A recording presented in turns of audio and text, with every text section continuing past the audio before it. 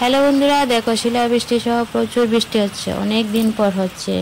আর এই বৃষ্টি হওয়ার পেছনে ত্রিপুরার যে কসবা কালীবাড়ি মায়ের কালী মায়ের চমৎকার।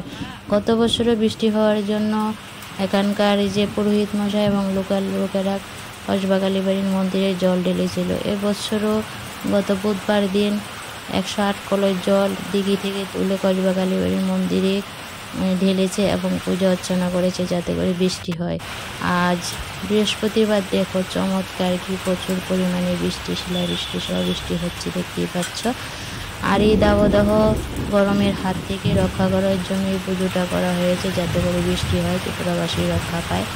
আর এই চমৎকার করেছেন কসবা কালীবাড়ির মা কালী। দেখো আমাদের উপর কৃপা দৃষ্টি করেছে, তাই তো বৃষ্টি হচ্ছে, বর্ষা হচ্ছে।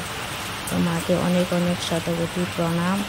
তো কে কোথা থেকে আমার আজকের ভিডিওটা দেখেছো অবশ্যই লাইক কমেন্ট করো, শেয়ার করো ভিডিওটা ভালো লাগলে। বাই বন্ধুরা, সবাই সঙ্গে থেকে টাটা।